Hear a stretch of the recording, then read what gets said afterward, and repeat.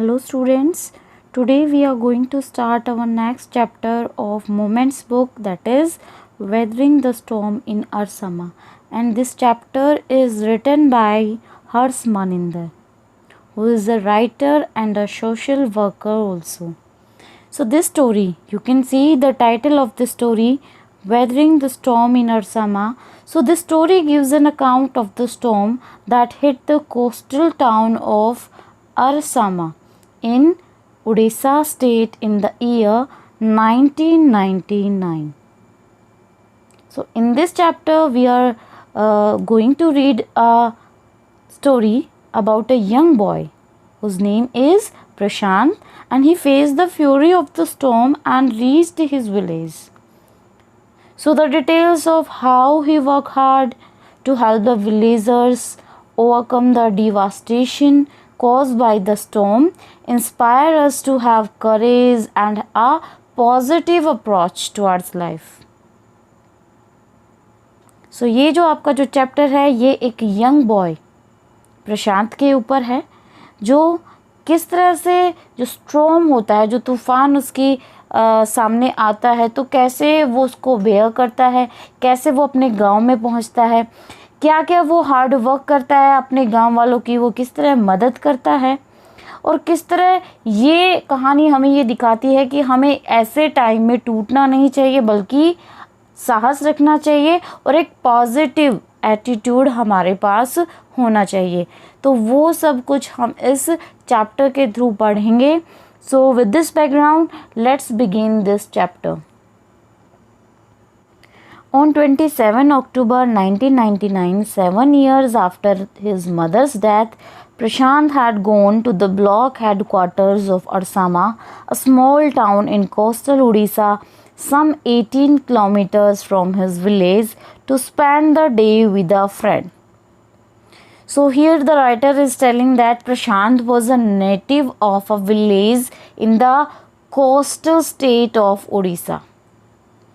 And he was saying that on 27 October 1999, he was on a visit to a friend in Arsama, and which is a small town in Odisha. And it was also a block headquarter in Jagatpura district.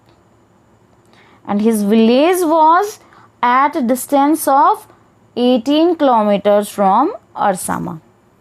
तो यहाँ पर writer ने क्या बताया है कि 27 अक्टूबर 1999 को प्रशांत गया कहाँ पर, ब्लॉक हेडक्वार्टर्स में. Block headquarters mean block head office में, और coastal here means near the sea. ये अरसामा के अंदर ब्लॉक हेडक्वार्टर्स में जाता है, और ये अरसामा जो जगह थी ये एक कोस्टल, ये एक स्मॉल टाउन था उड़ीसा के अंदर, और ये इसके गांव से लगभग 18 किलोमीटर दूर था. प्रशांत वहाँ अपने दोस्त के वहाँ मिलने गया हुआ था, उसके साथ टाइम स्पेंड करने के लिए गया हुआ था. And in the evening a dark and menacing storm quickly gathered. Winds beat against the houses with a speed and fury that Prashant had never witnessed before. Heavy and incensed rain filled the darkness. Ancient trees were uprooted.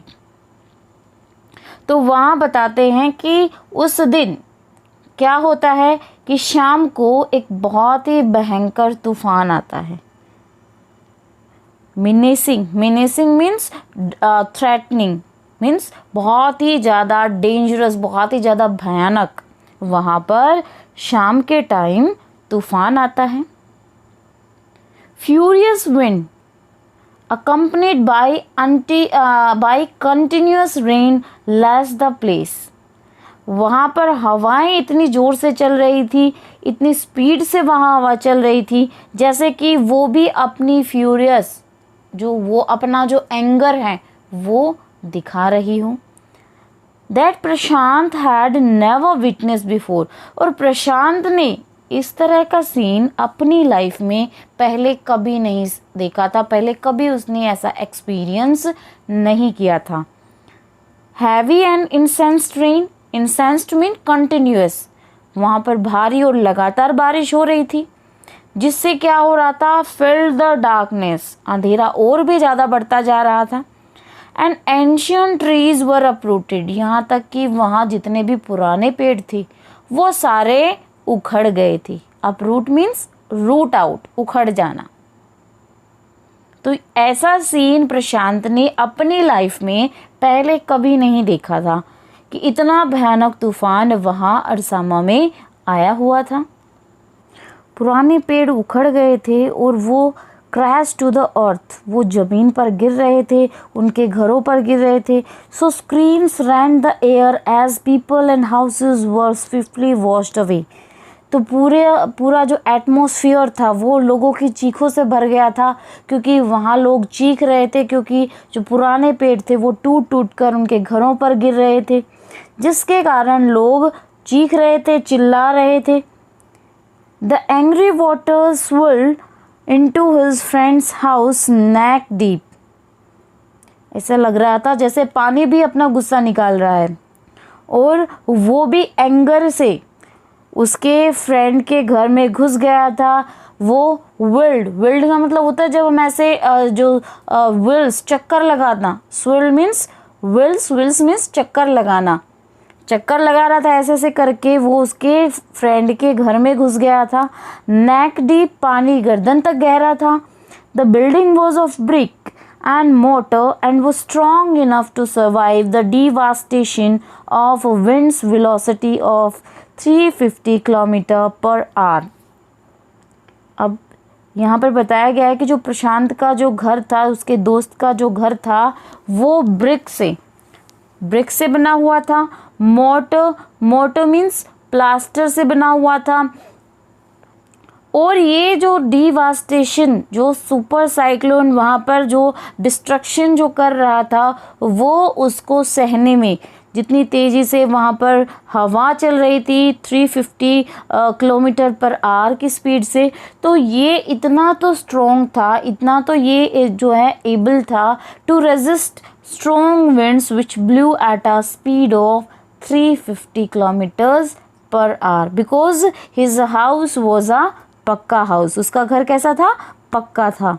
But the cold terror of the family grew with the crashing of trees that had got uprooted and fallen on their house sometime in the middle of the night, damaging its roof and walls। लेकिन जो उसके दोस्त का परिवार था वो बहुत ही टेरराइज्ड, means वो बहुत ही ज़्यादा डरा हुआ था, क्योंकि आधी रात के बीच में क्या होता था, पेड़ जो होते थे वो टूट कर उनके घर की छत पर गिर जाते थे, उसके रूफ, उसके वॉल्स को डैमेज कर देते थे। तो ये लोग डर जाते थे कि कहीं इनका मकान भी ना पानी के साथ बह जाए। तो ये जो डर था ये प्रशांत की फैमिली को बार बार सता रहा था। The crazed destruction wrought by the cyclone and the surge of the ocean continued for the next 36 hours, although wind speeds had reduced somewhat by the next morning। So here surge mean wave, लहरें जिसे हम कहते हैं। तो यहाँ बताया है कि जो स्टॉर्म था it continued for the next 1.5 days, although the wind speed had slowed down। कि ये जो स्टॉर्म था ये लगभग एक जो है नेक्स्ट 1.5 डे के लिए ये कंटिन्यू रहा, वहाँ पर ऐसे ही चलता रहा।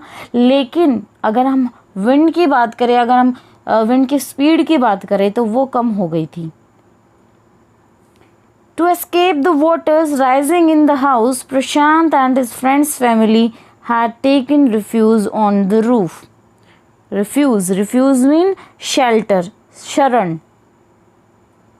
तो पानी जो उनके घर में, जो उसके फ्रेंड के घर में जो पानी घुस गया था, so to escape the rising levels of water, Prashant और उसके जो दोस्त थे, उसकी जो फैमिली थी, उन्होंने घर की छत पर ही शेल्टर ले लिया था। वो घर की छत पर जाकर ठहर गए थे। Prashant will never forget the shock he experienced at his first glimpse of the devastation wrought by the super cyclone. In the grey light of the early morning, a ragging deadly brown sheet of water covered everything as far as the eye could see. प्रशांत, ये जो scene प्रशांत ने अपनी life में देखा था, जैसे ही सुबह हुई प्रशांत ने जो डिस्ट्रक्शन देखा, जो कि सुपर साइक्लोन ने वहाँ पर मचाया हुआ था, जो विनाश, जो तबाही उसने की थी, उसे देखकर प्रशांत बहुत ही ज़्यादा घबरा गया था। उसने अपनी ज़िंदगी में ऐसा क्षण कभी नहीं देखा था और वो उस क्षण को अपनी ज़िंदगी में कभी नहीं भुला पाएगा। So a ragging deadly brown sheet of water covered everything. प्रशांत जितनी दूर तक देख पा रहा था उसे एक मडी ब्राउन वाटर का कवर दिखाई दे रहा था। जैसे पानी के ऊपर जब रेतीला पानी हो जाता है तो इस तरह से लगता है जैसे पानी के ऊपर कोई ब्राउन कलर की कोई उसके ऊपर कोई कवर कर रखा है। तो इसी तरह से प्रशांत की नज़र जहाँ जहाँ तक जा पा रही थी उसे केवल वो मडी ब्राउन वाटर ही दिखाई दे रहा था। He could see only fractured cement houses still stood in a few places, blotted animal carcasses and human corpses floated in every direction. जहाँ तक वो देख पा रहा था उसे केवल 2 या 3 घर ही खड़े हुए पानी के अंदर दिखाई दे रहे थे। जहाँ तक वो देख पा सकता था वहाँ केवल डेड बॉडीज, ह्यूमंस की, एनिमल्स की, पानी के ऊपर ब्लॉटेड मतलब फ्लोटेड, तैरती हुई पानी पर उसे नज़र आ रही थी। All round even huge old trees had fallen. यहाँ तक कि अगर हम ह्यूज ट्रीज़ की बात करें, बड़े बड़े जो पेड़ थे अगर हम उनकी बात करें तो वो भी टूट गए थे, वो भी गिर गए थे और वो भी चारों तरफ बह रहे थे, चारों तरफ तैर रहे थे पानी के ऊपर। 2 coconut trees had fallen on the roof of their house. This was a blessing in disguise because the tender coconuts from the trees kept the trapped family from starving in the several days that followed. So here trapped means फंसा हुआ, जो उसकी जो family जो फंसी हुई थी छत के ऊपर जब वो ठहरे हुए थे तो उस टाइम क्या हुआ, जो 2 कोकोनट ट्रीज़ के जो पेड़ थे वो टूटकर वो उनके घर की छत पर गिर गए थे। And initially they thought that the trees had damaged the roof and walls of the house, but later they realized that this proved to be a beneficial for them. कि पहले तो वो लोग क्या सोच रहे थे कि ये जो 2 पेड़ टूटकर गिरे हैं इससे उनके घर की छत और उनकी जो दीवारें हैं वो क्या हो जाएंगी, डैमेज हो जाएंगी। वो तो डैमेज हो गई हैं, लेकिन बाद में उनको ये रियलाइज़ हुआ कि ये तो उनके लिए बेनिफिशियल है। This prove to be beneficial for them because as they were trapped in the house, they ate the raw coconuts from these trees and saved themselves from dying due to starvation. क्योंकि जैसा कि वो लोग उस storm के अंदर छत पर फंसे हुए थे तो उन्होंने क्या किया, उन्होंने वो रॉ कोकोनट्स खाए और इसकी वजह से, उन पेड़ों की वजह से उन लोगों ने अपने आप को भूखे मरने से बचा लिया। तो एक तरह से ये जो पेड़ थे ये उनके लिए बेनिफिशियल साबित हुए। For the next 2 days, Prashant sat huddled with his friend's family in the open on the rooftop. यदि हम अगले 2 दिन की बात करें तो प्रशांत जो है sat huddled mean together in a group. तो उन्होंने अपने जो अगले 2 दिनों की अगर हम बात करें तो उन्होंने अपने अगले 2 दिन जो है वो कहाँ बिताए, उन्होंने वो 2 दिन रूफ टॉप पर बिताए। और वहाँ पर हर एक इतना डरा हुआ था कि they sat together in a group, वो लोग एक ग्रुप में इकट्ठे बैठ गए। They froze in the cold and incensed rain. The rain water washed away Prashant's tears. और वहाँ लगातार भारी बारिश हो रही थी, बारिश हुए जा रही थी। तो इस कारण से वो लोग जो कि छत पर बैठे हुए थे, एक कोने में दुबक कर बैठे हुए थे, तो वहाँ बहुत ज़्यादा ठंड थी और लगातार बारिश के कारण, वहाँ बैठे होने के कारण उस बारिश के पानी ने प्रशांत के टीयर्स को क्या किया, उनको बहा दिया, उनको धो डाला। The only thought that flashed through his mind was whether his family had survived the fury of the super cyclone. केवल एक ही थॉट को लेकर, एक ही चीज़ को लेकर जो प्रशांत चिंतित था, वरीड था, वो था उसके फैमिली मेम्बर्स के बारे में, कि क्या उसने अपने फैमिली के जो मेंबर्स हैं, क्या उन्होंने उनको खो तो नहीं दिया है।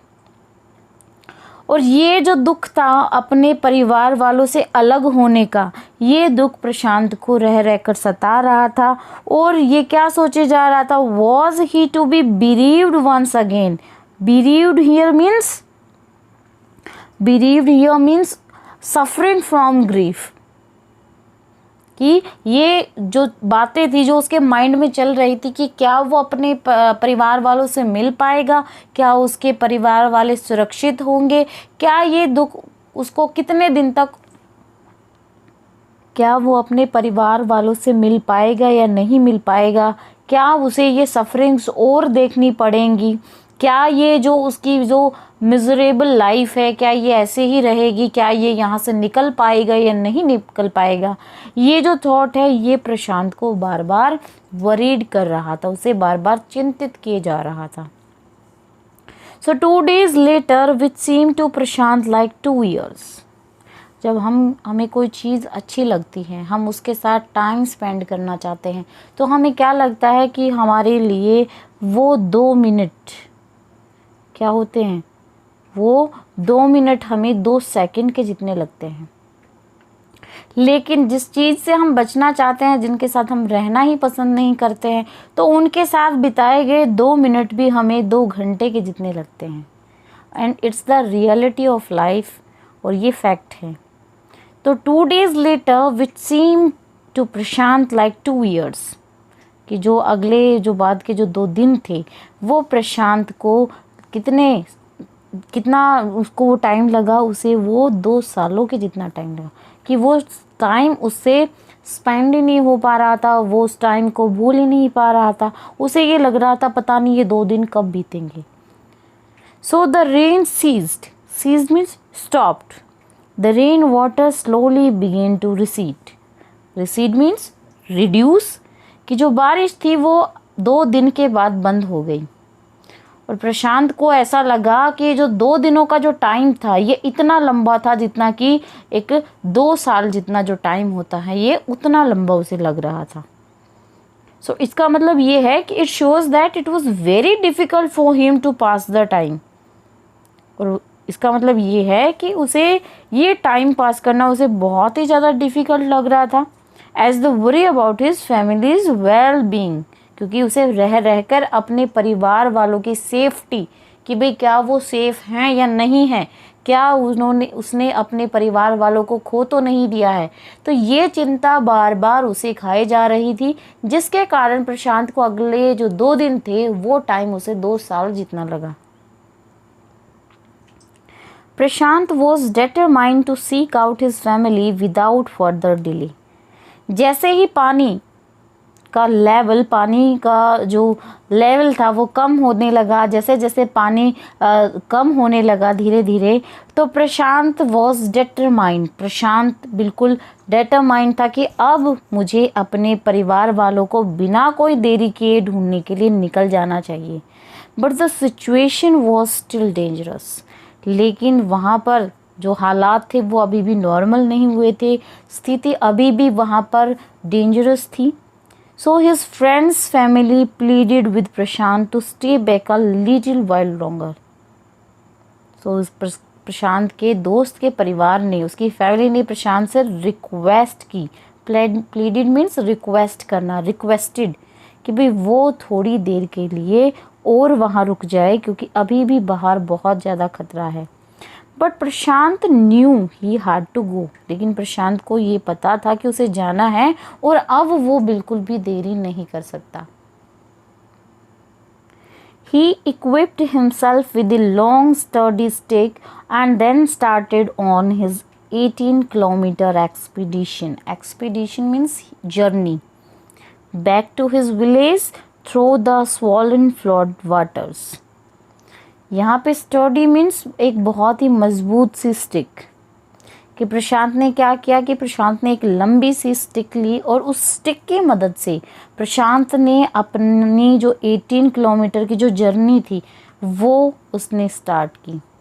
अपने घर तक की जो उसकी जो 18 किलोमीटर की जो लॉन्ग जर्नी थी वो उसने एक लंबी स्टिक की मदद से उसने स्टार्ट की। जैसे जैसे वो फ्लड वाटर्स के थ्रू उसके अंदर से होता हुआ जब वो जाने लगा, so the journey got inscribed in his mind forever. So ये जो जर्नी थी it was a journey he would never forget.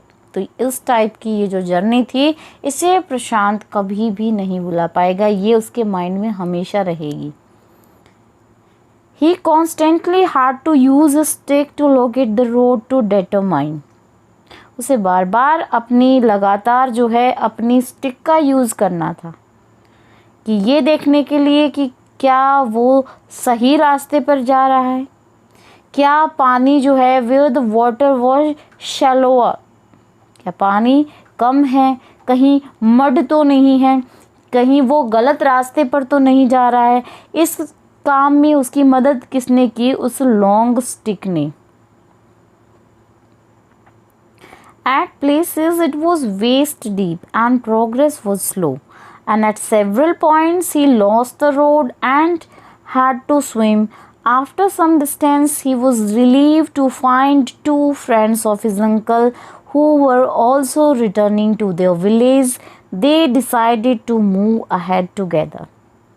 तो वो अपने स्टिक की मदद से आगे बढ़ता जा रहा था। तो कुछ अगर जगहों की हम बात करें तो वहाँ जो पानी था वो कितना गहरा था? इट वॉज वेस्ट डीप, कमर तक जितना, और वहाँ उसका जो बहाव था वो भी कम था। और अगर दूसरी जगहों की बात करें तो ही लॉस्ट द रोड, और कुछ एक पॉइंट्स पर वो क्या कर रहा था?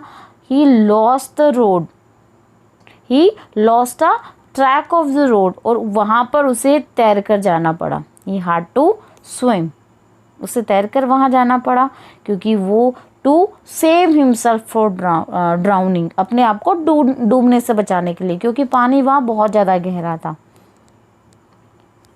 बट कुछ डिस्टेंस पर जाने के बाद जब वो कुछ दूर आगे चला गया था तो he was relieved, he was feeling very happy, he was satisfied. वो थोड़ा सा उसे राहत मिली ये देखकर कि उसे अपने अंकल के दो दोस्त मिल गए जो खुद भी कहाँ जा रहे थे? जो वापस अपने गांव की तरफ लौट रहे थे। अब उन लोगों ने क्या डिसाइड किया कि अब वो लोग इकट्ठे ही आगे बढ़ेंगे। All of them proceeded together, कि अब वो लोग इकट्ठे ही मिलकर ही अब वो लोग अपने गांव की तरफ जाएंगे।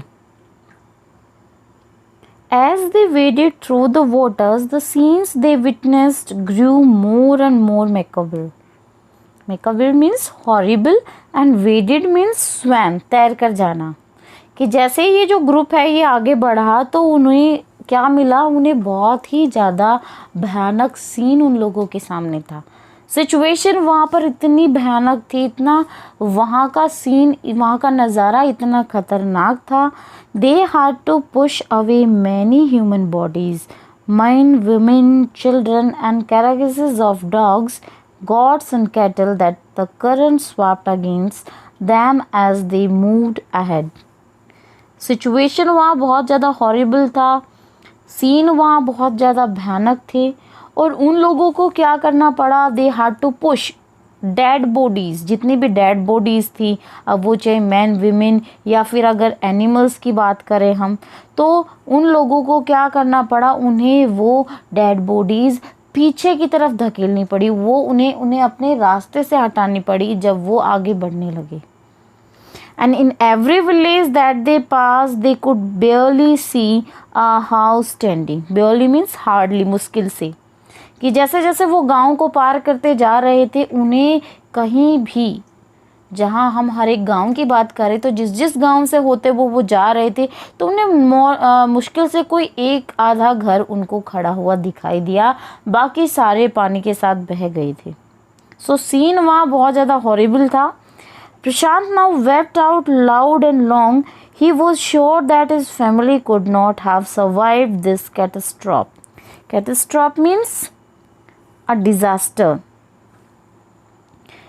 जब प्रशांत ने ये देखा कि भाई यहाँ तो सिंगल हाउस भी नहीं बचा है, कोई घर के नाम पर टूटे फूटे मकान खड़े हुए हैं, तो ये देखकर प्रशांत बहुत ज़्यादा डर गया और वो ज़ोर ज़ोर से रोने लगा, क्योंकि उसे ये डर था और उसे ये विश्वास था कि जो उसके फैमिली मेम्बर्स हैं वो इस डिज़ास्टर से नहीं बच पाए होंगे, वो अब जीवित नहीं होंगे।